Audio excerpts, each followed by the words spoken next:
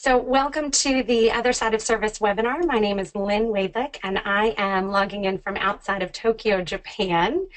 Forgive me, there is a flashing light behind me. They seem to be testing the fire alarm system of my building. Hopefully it will end very shortly. I am so grateful for the opportunity to be here. A big thank you to Elizabeth Shaw and the Career Military Spouses Facebook page for this opportunity. We're going to talk about storytelling today. And how to tell your story in the most advantageous way. But let me tell you a little bit about the webinar before we get started. The first thing is that I've planned for somewhere between 30 and 45 minutes. There will be time for question and answer at the end.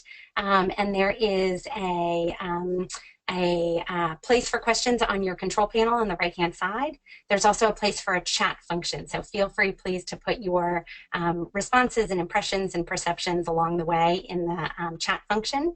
And then if I don't get to a question as we're going through the webinar, I'll make sure that I hit it at the end. This session is being recorded and it will be posted on the Career Military Spouses Facebook page, as well as the Other Side of Service, our Facebook page and our website. Again, thank you so much for being here. I'm gonna put some slides together to keep me on track and to share some things with you. And so I'm gonna go ahead and show both, hopefully, myself and the slides. Let's see if this works.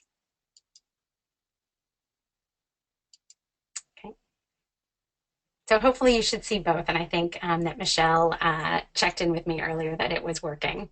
As I mentioned, my name is Lynn Wadlick. I am the visionary and co-founder of an organization called the Other Side of Service, and our goal is to tell the story of professional military spouses.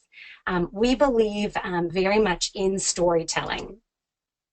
And so let me go ahead and press, oh, sorry everybody.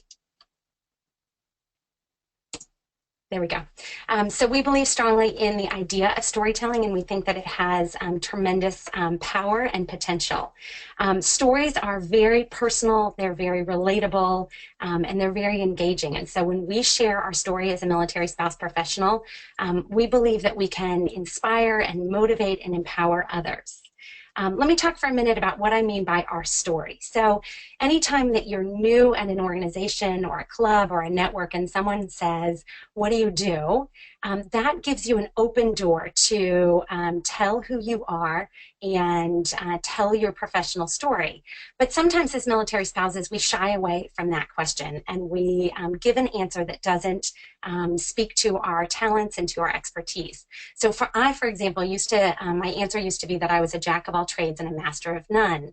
Now that I've done the work with the organization, I realize how much that takes away from what I am an expert in. And so today's webinar and our organization is really centered around the idea of thinking about your story and owning your story and telling it in a way that is the most beneficial for you and has power for other people around you.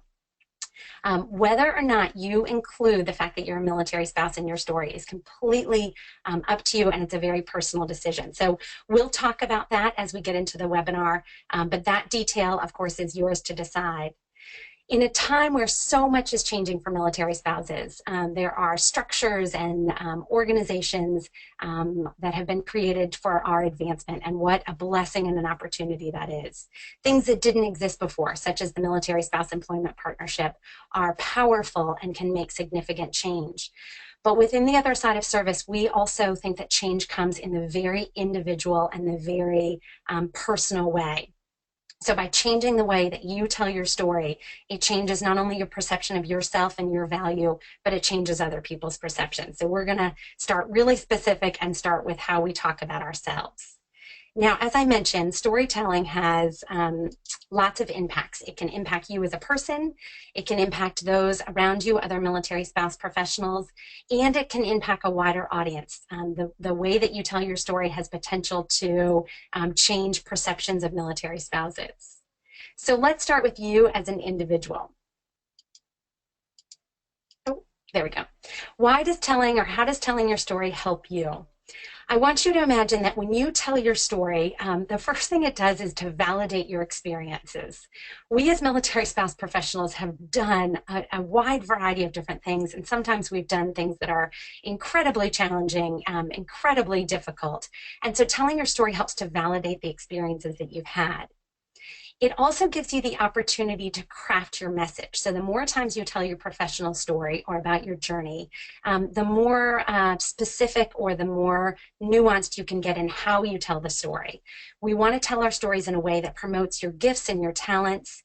And frankly, practice makes perfect in this case. The more you practice telling your professional story, the better that you get at talking about your gifts. It also gives you an opportunity to reflect on your professional journey. Sometimes as you tell your story, you'll hear things, you'll hear connections and trends and themes that perhaps you didn't recognize as you were leaving, as you were going through the experience. Sometimes we go from job to job or duty station to duty station, and we don't recognize that there is actually a theme to our professional journey, and telling your story can sometimes bring those to light. It also gives you the opportunity to build your confidence. The more you talk about yourself in a positive, productive way, the more confidence you will gain in who you are as a professional. It's something that other people do and other industries do, and so this gives us kind of our turn to think about our story. The next thing we're going to do is listen to a spouse tell her story. Her name is Laura Hand, and she was an engineer and became a yoga instructor. Through the other side of service, we do video stories for the most part, and so I'm going to cue up a video of Laura. But I want you to listen specifically to how she tells about making this huge life change, going from a very brick and mortar profession into a much more flexible profession as a yoga instructor, and how compelling her story is or her journey is. So without further ado, here is Laura Hand. The gutsiest thing that I've ever done professionally was the decision to leave engineering. I mentioned this before, but when I was in my engineering career, I was sort of stuck with the inertia of career goals that I had set before I really knew what the industry was about. And I felt sort of married to that path, and that I had studied and I had put time and investment into my education. And I sort of, I'm going to pause there for a second because they're testing the voice again. Okay, hopefully that's done. Let me go back to Laura. Kind of pigeonholed into that one profession. I made the choice to leave, to quit my job, and without anything really substantial lined up. I felt inside that it was the right thing to do. And with the support of my family, I sort of just went for it and quit and got kind of a part-time job in retail that kind of was the bridge that connected me to yoga, which I'm so grateful for. But it was the best decision I ever made. I often attribute that one sort of yes to the unknown, to saying, yes to my happiness and my my well-being, led to so many other yeses that has brought me to this point. So without having made that decision to leave something that was very important to me, but was not exactly the right fit, it was shortly thereafter that I made the decision to pack up my car and move across country to be closer to my now husband. And that's something I don't think I ever would have said yes to if I hadn't left my career and seen that that you have the power to make any decision you make the right decision. It's all just in the attitude that you have towards it. Okay, I'm going to pause there. And while I can't see you, and I'm sorry for that, I do want to take some time to chat about Laura's story. So if you see the right-hand bar where it says chat, please tell me your initial impressions of her journey. She's really describing leaving engineering, quitting her job, taking kind of a part-time job, but she tells it in such a compelling way that it leads the audience on, and it has such a positive impact on her audience. So type out or think about your impressions of Laura and the way that she tells her story. And I'll go ahead and pause for a minute, and then I get to hear your voice.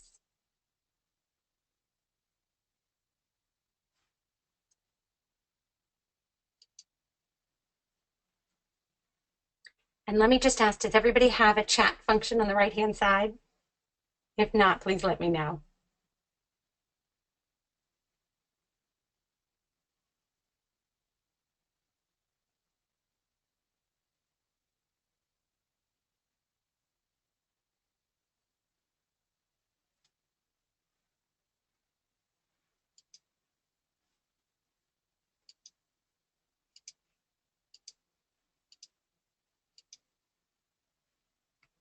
Okay, I'm not getting. Oh, there we go. I got something from Elizabeth. Elizabeth said, I love the fact that she's not afraid to say it was her choice to change jobs, that no one made it for her. And I absolutely agree. I also love the fact that she talks about how that one yes was the yes to many future things that she perhaps didn't see coming. And if I were interviewing Laura, while she's talking about a huge career change, she certainly tells it in a engaging way. Okay, if other people have things to pop in, please go ahead and use that function. Suzanne, I think you have your hand raised, but I'm not quite sure how to find you. Um, so please type in a question or chat with me on the side. Okay, let's go back to how you sharing your story is important for other people. Oh, sorry, guys. Okay, so not only does sharing your story help you, but it also has an impact upon your community. The way that you tell your story and the connections between people are so valuable to us as military spouses. And frankly, that's one of the reasons that we created this organization. I've been a military spouse for nearly 2 decades, and I want you to imagine a time before Facebook pages, before the boom of the last couple of years. In many ways, as professional military spouses, I felt, and others that I've spoken to, felt very alone and very isolated.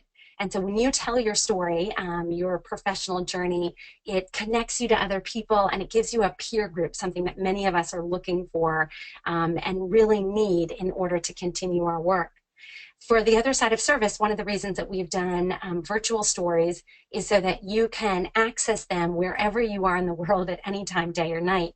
Because oftentimes we need to hear people's stories when we're new to an area and we haven't built a network and we haven't built a community. And so hearing stories and being able to click on video interviews, the reason that we've done that virtually is so that they can be, you can have a peer group no matter where you are in the world. The other thing that sharing stories does is it helps us leverage one person's experience. So we can learn from one another and we can do what worked in another person's professional journey, and we can not do what didn't work. It lets us learn from successes and avoid other people's mistakes. The other thing that the storytelling does is it lets us be creative. It lets us think differently. The idea of two minds being better than one, that if you're listening to somebody else's journey, you think, oh, I could try and apply for that job, or I could make that next step. And so we are our own best teachers and we are our own best innovators. And we offer creativity that perhaps we don't have just in isolation. It also lets us share resources, what's out there, what's working for us. In the next story you're going to hear, you'll hear from a woman named Piper who used the MSJD network, the Military Spouses Lawyers Network. And when she tells her story, that may give the information to another lawyer that needs it. And then sometimes we just need to hear other people's stories out of motivation. We want to know that other people are continuing their career and they're working hard. And so sometimes we need to hear somebody else's journey so that we feel motivated to try again, to take the next step, to rev up our resume or our CV. We just need to be inspired and motivated by others. So again, I want to give you an opportunity to hear the story of a woman named Piper.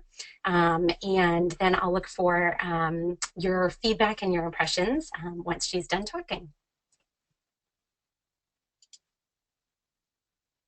Okay, so here is Piper.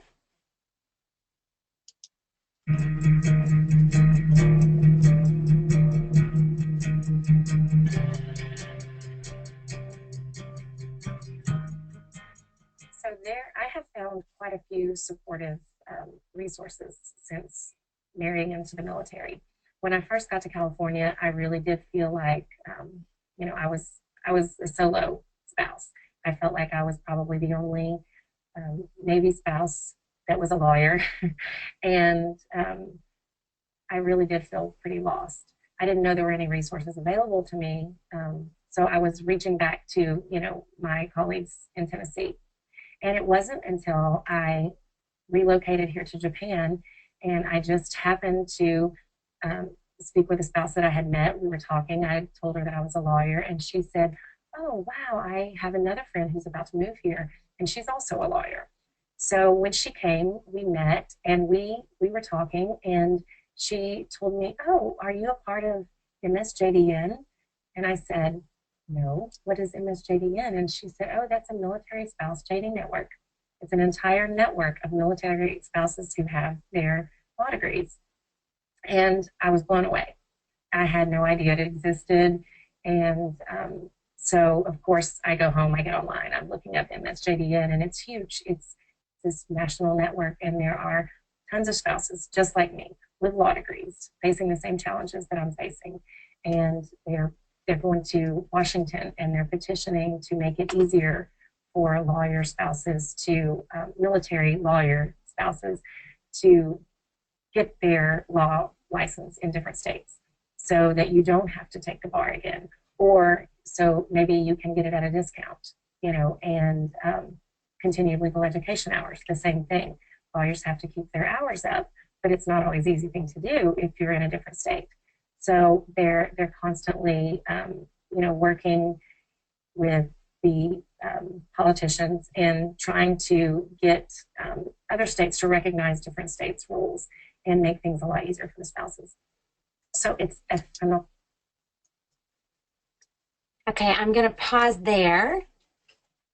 Again, I want you to think about how Piper tells her story and how important it was for her as a professional to say to somebody when she was new to an area, "I'm a lawyer," and the doors that opened up for her. I'm going to try one more time to use this chat function. I'm sorry that I'm not able to hear you, but if you can either pop in a question or pop in your response, I'd love to hear your impressions of Piper and how her story or listening to somebody else's professional story really opened up new doors for her as a professional. So I'll go ahead and give you a minute to pipe in if you can.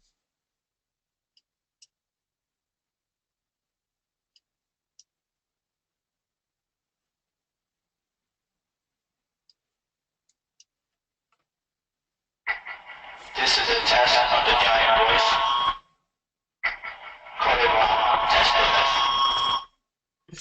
Okay, well, we'll continue to move. I have to just laugh that he is actually saying this is a test of the giant voice. So that's what he's actually testing here in our tower. I guess it's very good that we're safe.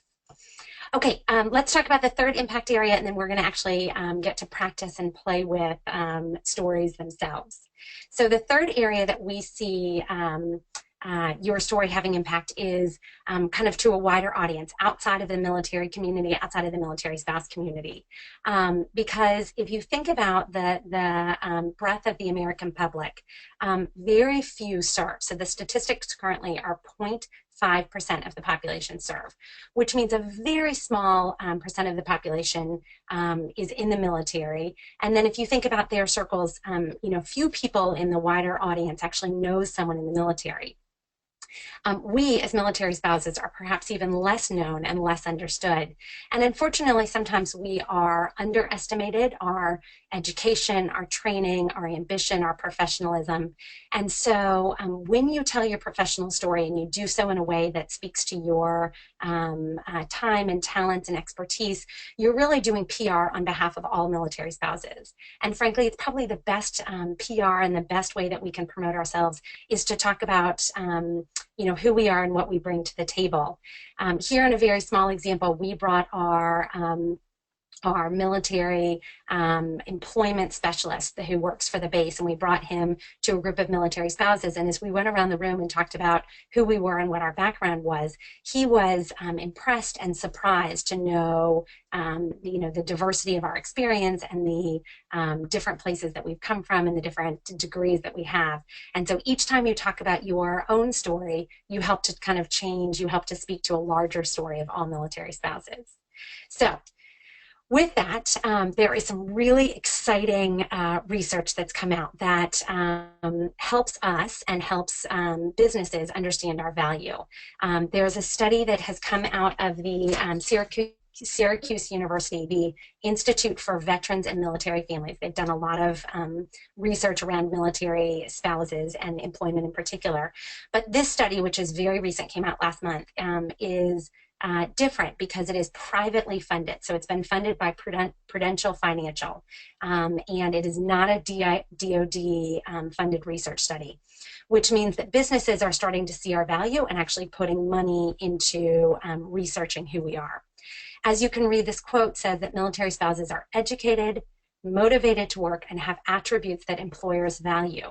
But then it goes further to say that the understanding the demographics of military spouses, their unique challenges and assets, is essential to developing a persuasive and successful hiring strategy.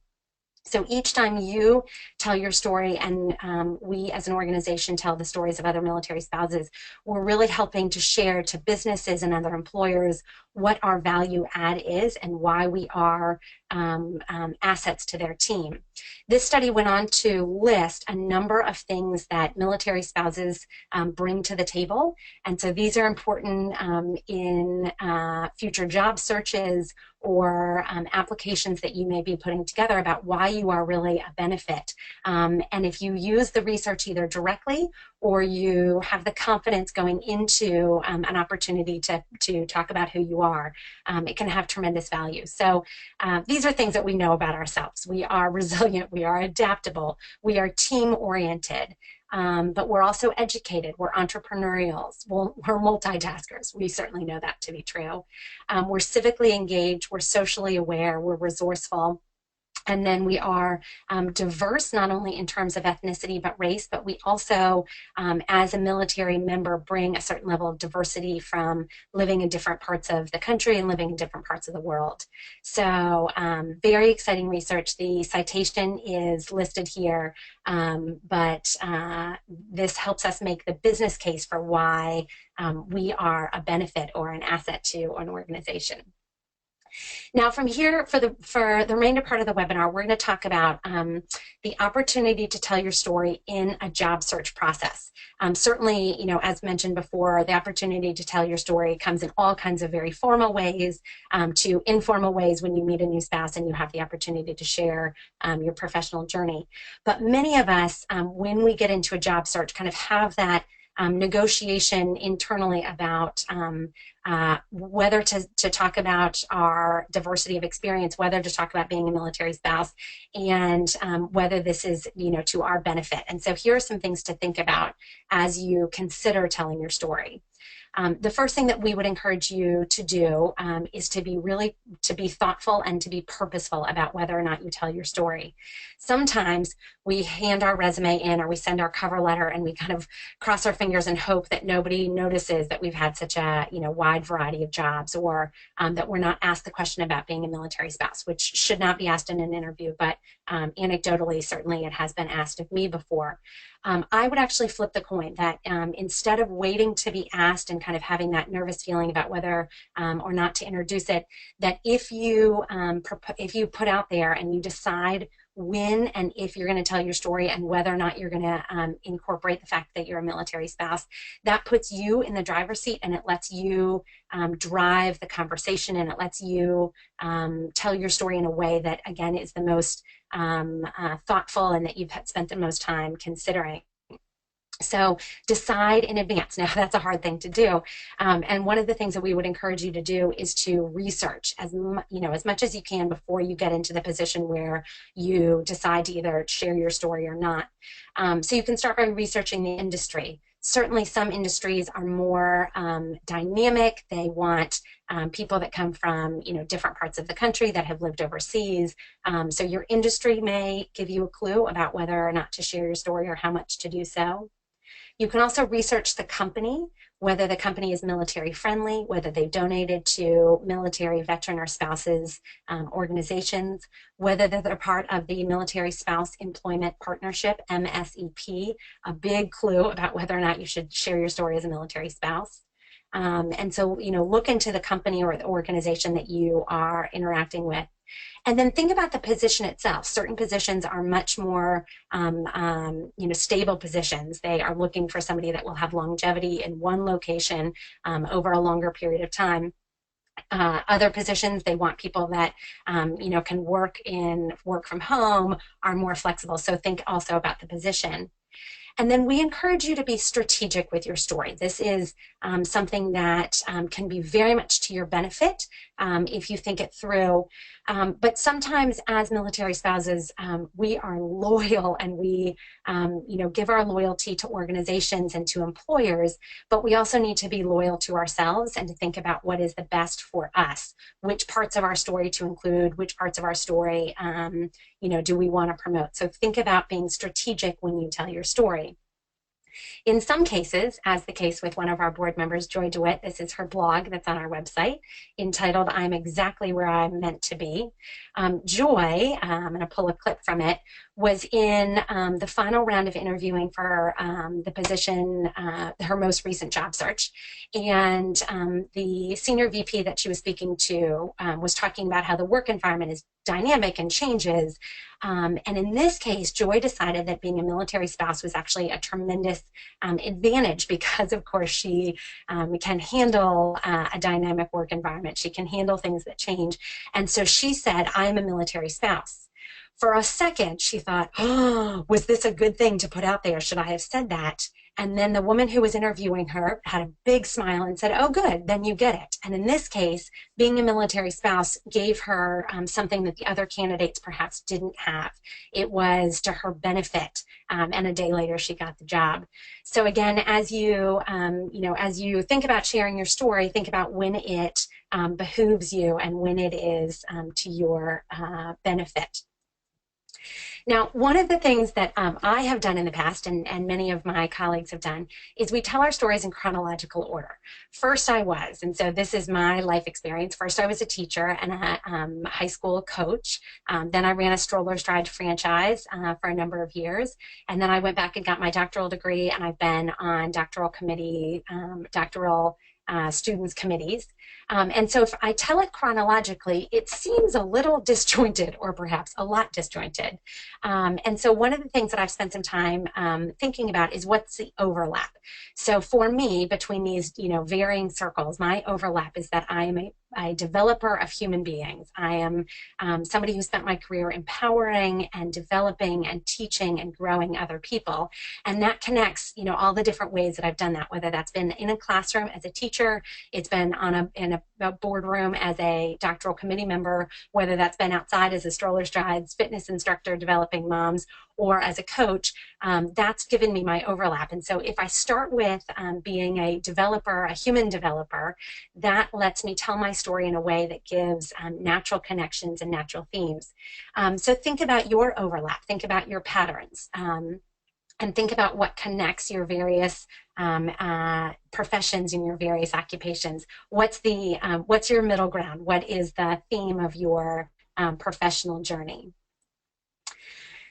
As you tell your story, the words that you use count. And so I was thinking about being a military spouse and how many things I don't control. Where I live, when I move, whether they're testing the fire alarm during a webinar, those are all things out of my control. But the way that I talk about myself and the way that I tell my professional story is completely in my control. And so the words that I use matter. I'm going to give you a couple of examples, and then we have an activity that I'd like you to do on your own story and your own journey. So think about the difference between someone looking at their resume and saying, oh, my resume is full of holes, which identifies a gap, versus saying things like, the time between duty stations has given me the opportunity to reflect and to narrow my professional goals. That is speaking to your the advantages of moving all of the time. So think about talking to your gifts instead of your gaps. Think about speaking in the most positive and advantageous way. Another difference, if you are looking for a job or you're beginning a conversation about, an organization, a future job, joining a committee, and you say, I'll do any job. You don't even have to pay me. I'll work as a volunteer. That devalues you as a professional, and frankly is something that other professionals would never say. Of course, they would expect to be paid for the work that they do. The other way to say this and think about how much more powerful it is, and I'll use my example, I am an expert in teaching and learning, and I am worth X in the marketplace. When you speak about what you're an expert in and what you're actually worth, that leads people to want to value you in the same way that you value yourself. Okay, so here's an activity for you. And again, we're going to use the control panel if you want to pipe it in or if you want to just think about it yourself. I want you to think about a gap in your resume, a time that you were in the middle of a PCS or, a period of time where you weren't working or that you were trying to find a job. And I want you to replace the word gap with the word sabbatical. Even just changing that word really changes the way that we view down periods in our professional journey. Now I want you to think about what you did during that sabbatical. What did you do day to day with your time? And then I want you to write a sentence or two describing your sabbatical in the most positive and self-promoting way. And I'll give you an example from my own life. I am currently on a sabbatical. I'm not working in a school. I'm not, teaching for a university. So during my sabbatical in Japan, I have worked tirelessly to promote the voices of fellow military spouses and work collectively on their behalf towards change. Using the word sabbatical and talking about what I have done is such a different way to talk about this period, this down period in my professional journey. So I want to give you a few minutes to think about that. And then we'll wrap up. If you want to pipe in the questions or you want to pipe in the chat, then I can hear from you. It's funny to talk a little bit in a vacuum. I feel like I'm talking to myself.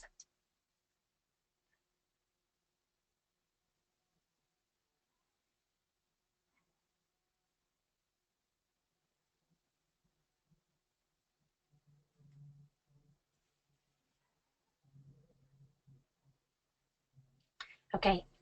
Oh, sorry. Hopefully this has given you an opportunity to think about your own journey in a different way.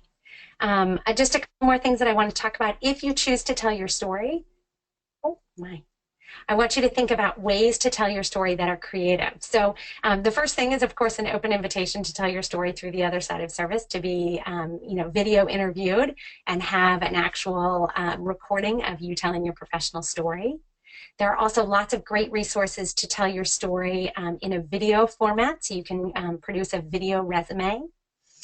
You could brand yourself and build a web presence, so you can build a website or build a logo and brand yourself so that you can tell your story online. You can write a blog that kind of records your professional journey and the things that you've learned along the way. You can create a timeline to conceptualize your resume. So resumes tend to be very chronological, but what they miss is all of the other things that were happening in your life. For example, when were you moving in the middle of your resume? When were you experiencing a spouse deployment? Sometimes these context clues can really speak to your benefit. Perhaps we shy away from telling about our move, but each time you move and recreate your life, you're really showing someone your strengths and your abilities. And so perhaps, offering what else is going on while you've been doing your professional work can be to your advantage. You can also show pictures. If you've spent time abroad or if you've spent time in different parts of our country talking about, what you've seen and what you've learned and the cultures that you've interacted with can be very advantageous. And then last but not least, you can ask other people to tell your story for you. Sometimes other people will tell your story in the most positive way. So whether that is through a reference that someone writes or through feedback and comments that you got on your website, other people can help share your professional story and speak about you in a very, very positive way. Military spouses are often overlooked, are largely overlooked as a part of the talent pipeline, even despite the fact that they are well educated and there is a compelling business case to hire them. We continue to be an untapped human resource We have such a significant amount to give to future employers, businesses, organizations, schools, in volunteer capacities, on nonprofit boards. And so telling your story in a way that speaks to your benefit opens doors for you to do amazing things. And there's so much more that we can do.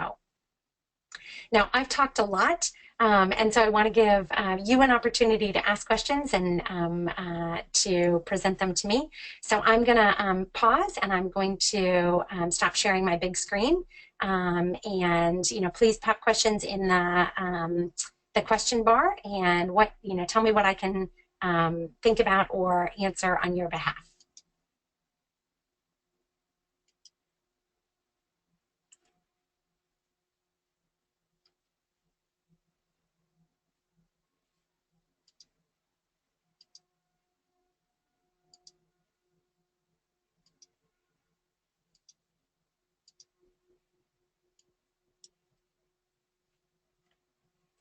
Okay, I'm not seeing any questions yet. Let me give it a few more minutes.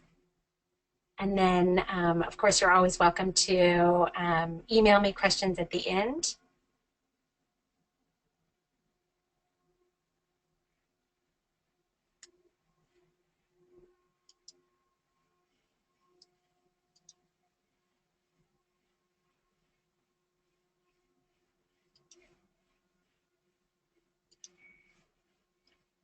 Okay, I don't see any questions, so I will wrap up here and say such a huge thank you again to Elizabeth Shaw for the opportunity to give this webinar. My contact information is available through the Other Side of Service, but it's very easy. I'm Lynn, Lynn, at theothersideofservice.com. So please feel free to send me any emails, questions that way, and any feedback on the webinar and on storytelling. I'm very appreciative for your time this evening or this morning.